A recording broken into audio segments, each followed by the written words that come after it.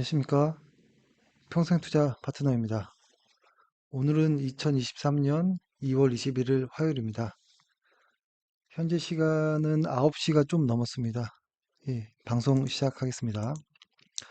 오늘 이야기는 환율 이야기일 텐데요. 예전에 뭐 얼마 전이었죠. 환율이 이렇게 살짝 올라가면서 환율 한번 보여드릴게요. 환율이 주간 차트로 이렇게 보면 일간 차트로 볼까요? 일단 환율이 이렇게 좀 크게 올랐잖아요. 바닥에서부터는 뭐 대략 한 7% 정도 올라 있고, 다만, RSI 지표가 단기적으로는, 과매수 영역에 들어와 있긴 합니다. 과매수 영역에 들어와 있긴 해서, 치고 갈, 거기보다는 일단 어느 정도, 어, 올라오는 데에, 한계까지는 온 거 아닌가, 뭐 이런 생각은 하지만, 뭐 더 갈 수도 있겠죠. 더 갈 수도 있겠지만 일단 이 환율이 이렇게 치고 가면서 코스피가 좀 횡보 혹은 조정 뭐 이런 모습을 보이죠. 어, 코스피는 지금 조정을 보이나 횡보인가 뭐 잘은 모르겠지만 아무튼 옆으로 기고 있죠. 근데 이런 모습들이 어, 외국인들의 어떤 매수세에도 영향을 주고 있습니다. 외국인들이 보면 2월 들어서 이렇게 빨간색인데요. 순매수가 좀 둔화되고 있습니다. 그러다 보니까 여러 가지 이야기들이 나옵니다. 뭐 무서운 이야기도 나오고 뭐 다양한 이야기 나오는데요. 그래서 오늘 저도 뭐 회원분들과 통화하다가 보니까 달러 관련한 이야기들을 많이 좀 여쭤보시는 것 같아요. 근데 뭐 제가 뭐 어떤 뭐 달러를 어떻게 예측할 수 있겠습니까? 근데 다만 작년처럼, 작년을 한번 볼까요? 작년처럼, 어, 월간 차트를 보면 작년처럼 달러가 이렇게 무섭게 오를 가능성은 매우 제한적이지 않느냐.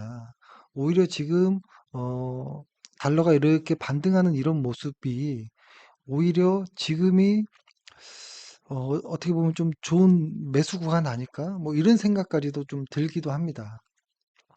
그 이유를 좀 이야기를 해보면, 어, 일단은 달러와 강세 지금 이렇게 전환된 것이 달러와 강세가 이렇게 전환된 것이 음, 달러 인덱스를 피고 볼게요.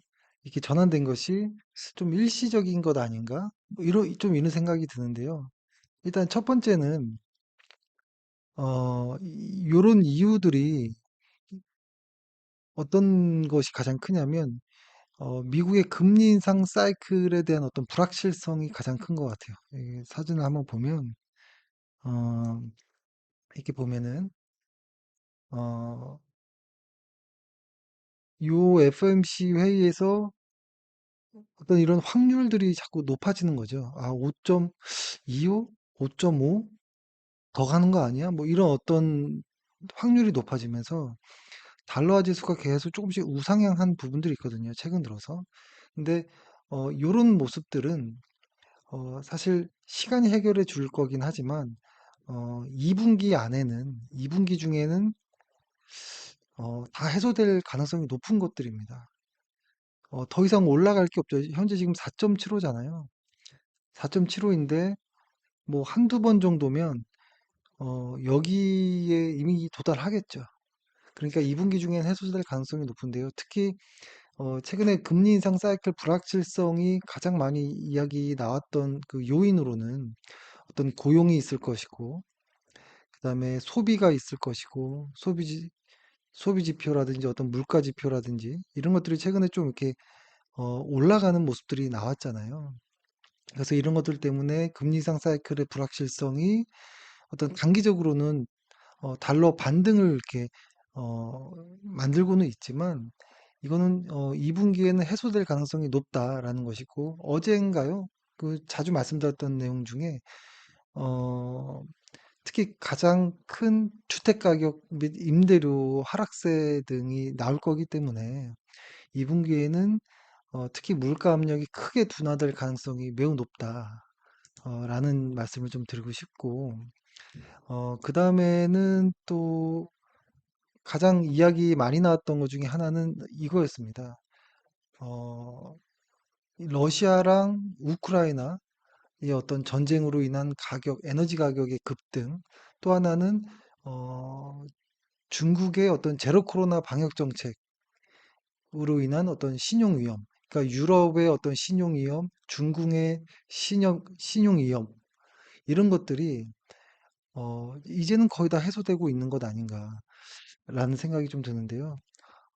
어떤 러시아, 우크라이나 이런 전쟁으로 인한 에너지 가격 급등한 부분은 이제 다 해소된 부분들이 있고, 특히 중국의 방역 정책은 이제 완화로 완전히 바뀌어 버렸죠.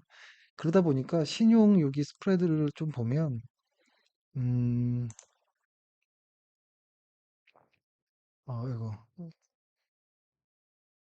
여기 신용의 스프레드를 좀 보면 계속 우하향하고 있습니다. 이렇게 계속 우하향하고 있는 모습이 쫙 이렇게 나오죠. 이게 급등하는 모습이 아니에요. 이제 실제로 다 유럽이라든지 중국이 변화하고 있잖아요. 그래서 금년 들어서 특히 신용 위험은 크게 감소하고 있다. 라는 것이고 이것들이 작년 말 정도 언저리부터 해가지고는 다 이제 큰 고비들은 해소된 모습이 좀 보입니다. 그래서 이런 모습도 상당히 의미 있고요. 또 세 번째는 유로존, 그러니까 뭐 이런 것이죠. 요거를 일단 말씀 들어보면은 어, 이건 뭐 자주 말씀드렸지만 어떤 중국의 어떤 경기 모멘텀 그리고 유로존의 어떤 경기 모멘텀이 있잖아요. 그러니까 그 달러화의 방향의 어떤 중요한 유로존의 어떤 경기 펀더멘털이 상당히 좋은 방향으로 지금 슬슬 가고 있는 것 아닌가 이런 생각이 좀 드는데요. 뭐 중국은 뭐 PMI도 50 이상으로 올라갔고 유로존이 저도 조금 긴장되면서도 좀 좋더라고요. 뭐냐면 이게 지금 잘 보일지 모르겠지만 경기 선행 지수인데요. 독일의 경기 선행 지수인데 아주 작게이지만 98.30에서 98.30에서 98.31로 반등을 했습니다. 그러니까 어제 방송했던 거는 뭐였나요? 요거였죠. 어제 방송 내용은 그거였잖아요. 제가 갑자기 어, 어, 여기 있네요. 경기 선행 지수. 미국의 경기 선행 지수가 반등하는 모습, 요 모습을 말씀드렸고 오늘은 독일의 경기 선행 지수가 반등하는 좀 미약하지만 반등하고 있거든요. 이런 모습들을 좀 보면 어, 뭐라고 할까요? 미국의 어떤 킹 달러가 다시 이렇게 작년처럼 갈 확률은 매우 좀 힘들지 않을까? 오히려 약세 전환을 예상해야 되는 것 아닌가? 이 정도로 갑자기 치고 반등했다면 왜냐하면 정리해보자면 이런 것들이 일단 첫 번째로는 미국의 금리 인상 사이클 불확실성, 고용, 소비, 물가 이런 결국 이런 것들이 어, 다 내려가고 있다라는 거. 특히 2분기 중에는 금리 인상 사이클의 불확실성이 해소될 가능성이 높다라는 부분이 있고, 두 번째는 신용 스프레드. 신용 스프레드의 어떤 위험 요소들, 즉 안전자산 선호 현상이 있었잖아요.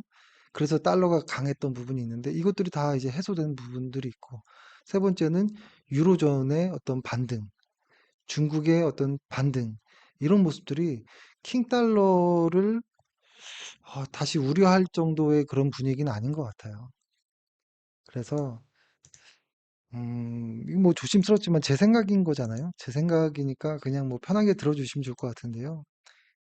지금의 어떤 환율, 1,300원을 언저리까지 지금 왔는데 어디까지 뭐 갈지 모르겠습니다. 근데 다만 일단 기술적인 지표로는 과매수 영역에 들어와 있기 때문에 이걸 더 치고 간다라기보다는 이제 슬슬 마무리를 하고 꺾일 거를 기대해야 되는 것이 아닌가 이런 생각을 합니다. 일단 우리 코스피 지수를 한번 더 보면요. 지금 뭐 외국인들도 매수세가 좀 둔화되고 하고 금일 같은 경우에는 거래량은 늘었지만 아주 좀 미약한 모습이 좀 있습니다. 미약한 모습이 있지만 그래도 나쁘진 않은 것 같아요. 나쁘진 않은 것 같고 여기에서 멈춰주길 좀 바라는데 만약에 주간 차트상 여기 보조지표가 내려오다가 이 과매도 영역에 요걸 한번 확대해서 한번 보여드려 볼게요. 그러니까 일간 차트는 좀 너무 변동이 심하니까 어, 주간 차트로 좀 느리지만 주간 차트로 좀 보면 코스피가 이렇게 바닥을 잡는 모습이 나오죠. 여기가 바닥이다라는 것을 요때 확인할 수 있었던 부분이 하나 있고 만약에 이번에 코스피가 내려오면서 여기 과매도 영역에 닿지 않고 꺾여져 올라간다면 그때는 코스피도 상승할 가능성이 높겠다. 다만 거래량까지 좀 동반한다면 조금 더 안전하게 좀 믿고 가볼 수 있지 않을까 이런 생각을 합니다. 그래서 지금이 2월 말이니까요 벌써 3, 4월까지는 크게 뭐가 없는 것 같아요. 어떤 불확실성, 금리 불확실성이 있지만 사실 그거 빼면은 이제는 뭐 딱히 뭐 없거든요. 그래서 그때 저희가 말씀드렸던 것처럼 어, 헤드라인 CPI가 6월 뭐 7월 뭐 그때까지 이렇게 많이 내려오는 구간까지는 좀 지수를 상방으로 보는 것이 어떨까 이런 생각을 좀 조심스럽게 합니다. 조심스럽게 하고 저희 역시 포지션은 마찬가지입니다. 저희의 의견은 장기적인 관점에서는 비중 확대가 맞다라는 거고 현재는 단기적으로 봤을 때는 코스피의 분산이 아직 해소되지 않은 부분들이 좀 있다라는 것이 있습니다. 그래서 이런 부분들을 좀 어떻게 해소하는지 주간 차트를 보면서 좀 이렇게 좀 잘 좀 이렇게 잘 이렇게 극복하셨으면 좋겠습니다. 예, 오늘 하루 방송은 여기 이걸로 마치고요. 오늘 하루 고생 많으셨습니다. 예, 감사합니다.